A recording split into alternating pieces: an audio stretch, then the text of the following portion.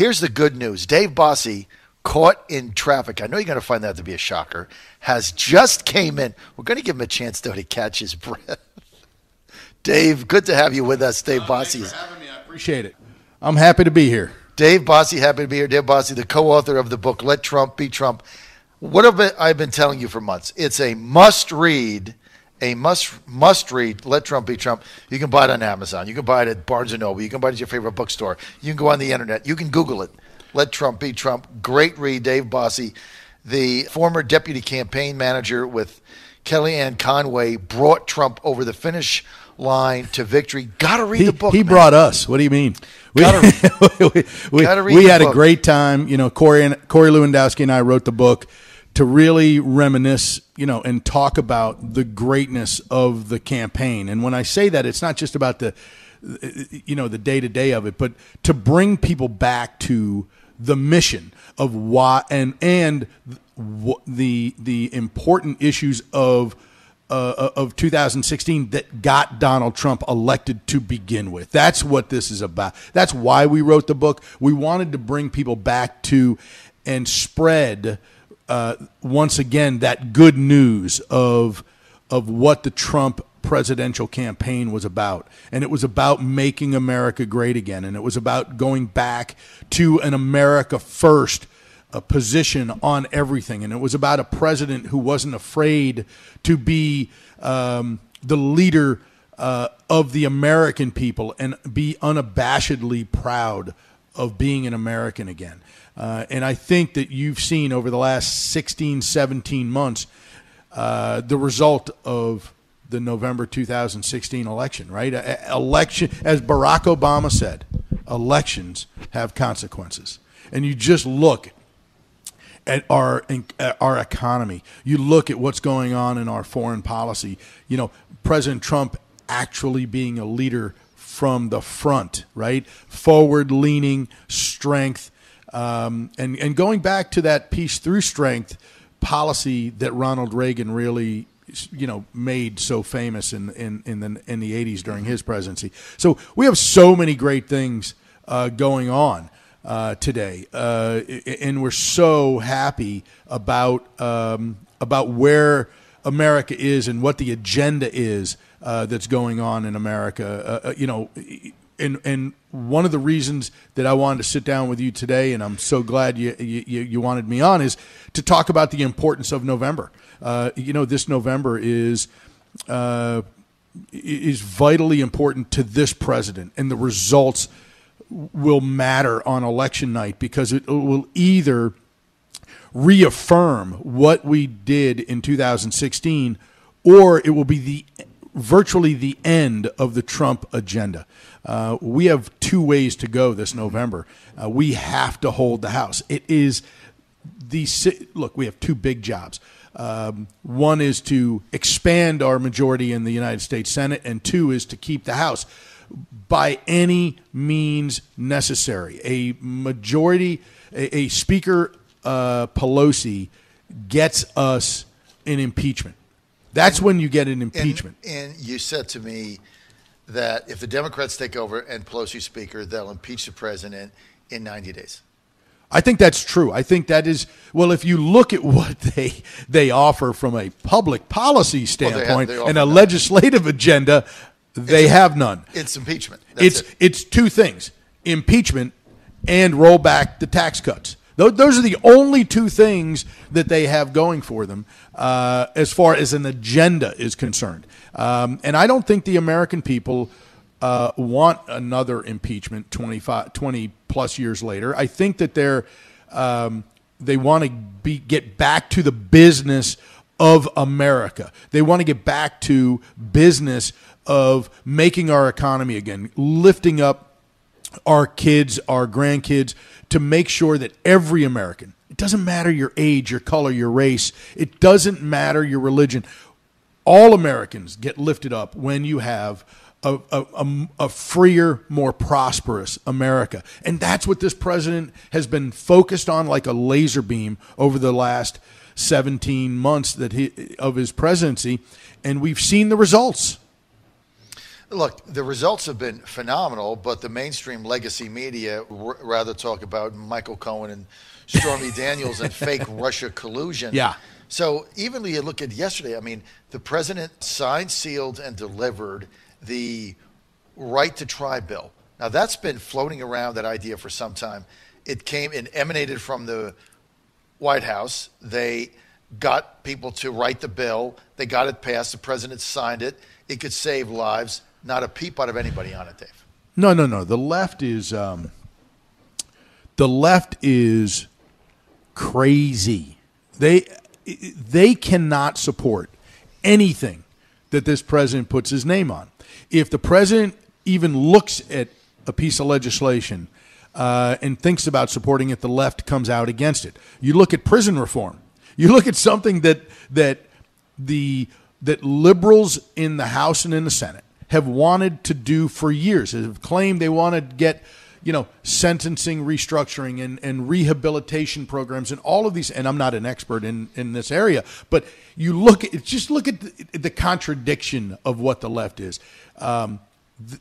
Cory Booker and other leaders, Kamala Harris, other leaders on the left, the hardcore left, have been talking about prison reform for years. Right. And now President Trump has been championing prison reform, is going to work towards prison reform, and these people can't be for it because President Trump is for it. So if it passes the House and Senate, or if it passes the House, these senators, it's going to be funny. You're either going to have to see them, they're in a box. They either have to support prison reform, something that they've been personally for a long time, and therefore be with President Trump on something, right, or be against something that they have dedicated their lives to. Plus, it's needed. Of course, it's needed. Oh, and that too. Because right. we have the highest incarceration rate of any country in the free world, Dave, and it's 2-1. It isn't even close, right? We have the highest recidivism rate. We have jails that are on the stock exchange that are paid by bed. I mean, the whole thing is ridiculous.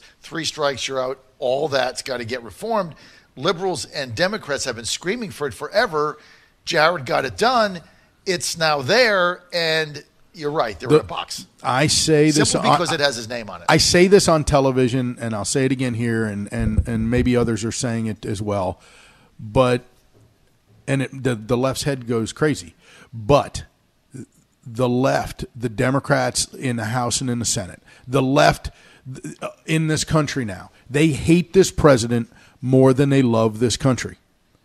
And it is a stark thing to say. That is it sounds very divisive. It is the truth. It is speaking truth to the left's power. They are so angry, so hate-filled, and they have no legislative agenda. They just hate this president. And they would rather have America fail than to have this president succeed. And it is really troubling as somebody who really worked hard to get a change agent, somebody who is outside of Washington, truly the first American politician to be elected as a true outsider, never holding office, never running for office really seriously before. It is and coming to Washington and kicking in some doors, flipping over a few desks and saying, "Hey guys, let's do," and the sheer ferocity of his campaign is what won him the White House. The sheer ferocity of his agenda, of his administration, is what's catching people's attention and keeping the left off guard. They cannot respond because they're moving so quickly. We are, this president, through the use of his executive order pen or through legislation, and the sheer force of his will, through whether it's deregulation or healthcare or on the tax cuts in our economy, on foreign policy. Look, in 1 week he did it. He moved the embassy in Israel. He killed the Iran, the fake Iran news deal, nuclear deal, and he's dealing with Kim Jong-un on North Korea. It is an outstanding level of achievement at every level, but it is quite honestly something that nobody in the left look at the shame. Not one Democrat went to Israel for the embassy opening. Shameful. It's shameful. They should be embarrassed. Unfortunately for America, they're not. So, I go back to this November. We must keep the House and expand our numbers in the Senate. That is my singular focus for this president to have, because if there is no impeachment vote, there is no vote for impeachment if Republicans retain the House. It just does not exist. Even by one vote. Even by one vote. That's why every single member must be returned. It is. We, in politics, we hear this all the time. This is the most important election of your lifetime. It gets crazier and crazier every time. It gets old. But I will tell you, if you believe in this president, if you believe in his agenda, if you believe in the future is brighter for America, right? That shining city on the hill that still exists, as Ronald Reagan put it. If you still believe in that, we absolutely have to get off our duffs and vote this November to keep the Republican majority. It is everything to this president right now. Dave, I've only got 2 more minutes. Yeah. You have to take off. You're on the John Fredericks Radio Network. You're Godzilla of the Truth in America. We're live at your nation's capital in Washington, D.C. We're live with Dave Bossie, the former deputy campaign manager for the Donald Trump for President campaign during the general election. He served there with Kellyanne Conway. He's also the author of the great must-read book. I tell you all the time, you got to buy it, Let Trump Be Trump by Corey Lewandowski and Dave Bossie. I want to get to a specific race here. We're in Washington now.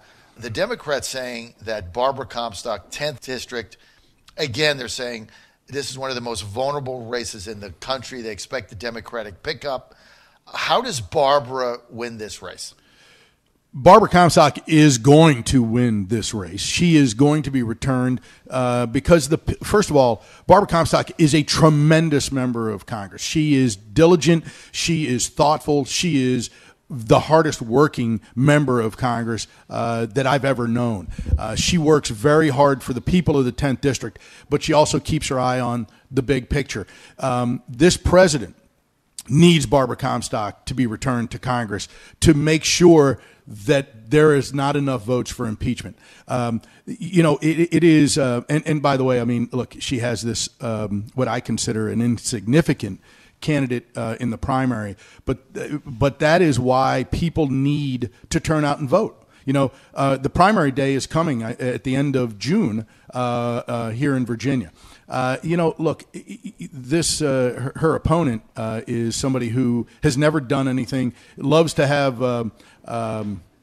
loves to make these incredible claims, but is not going to be there, can't win this race, and isn't somebody that I would support even if Barbara Comstock wasn't there. That's the thing. I wouldn't support him even if Barbara Comstock wasn't a candidate. This guy doesn't deserve anybody's attention, thought.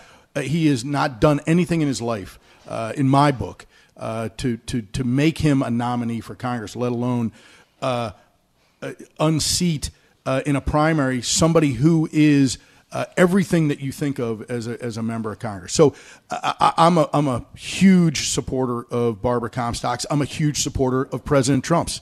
That is. People think, oh, you're for Trump and you can't be for somebody else. I look at this race and I say that we must retain the 10th District. It's one of the canaries in the coal mine for me. If Barbara Comstock wins this race this November, and she will, okay, she is going to tear the bark off of whatever Democrat, whatever crazy lunatic left-winger comes out of the Democrat primary. Barbara Comstock is going to make sure the people of the 10th District understand you can either have somebody who's working for the people of the 10th District or a left-wing ideologue who is Nancy Pelosi's puppet. That's going to be the stark contrast here. You can be, and so I'm looking forward to this November. I think that that if Barbara wins, and when Barbara wins, we retain the House, and we don't have to worry about an impeachment. So if we're sitting there and we see a Barbara Comstock victory on November 8th in the 10th District in the Commonwealth of Virginia, we can be assured the Republicans are going to maintain the House. I think that is 100% right. And I have another canary right here in the D.C. area, which is Larry Hogan. I believe that if Larry Hogan wins re-election, and I believe he will, much like Barbara, an incredible campaigner, an incredibly smart, diligent, thoughtful person, that when Larry Hogan wins re-election, it is going to set a tone across this country that this so-called blue wave we're hearing about is going to be nothing more than a ripple. And so I'm excited to watch those two races. And again, Larry Hogan is somebody who has had his differences with President Trump. That's fairly well known. But the president wants Larry Hogan reelected. Well, that's the difference with this president. He plays a long game and he sees the big picture. I want to thank Dave Bossie for being with us, Dave. We really appreciate your time. Dave Bossie, the president of Citizens United, and right by our studio here. Dave, thanks for being with us. Thanks for having me today.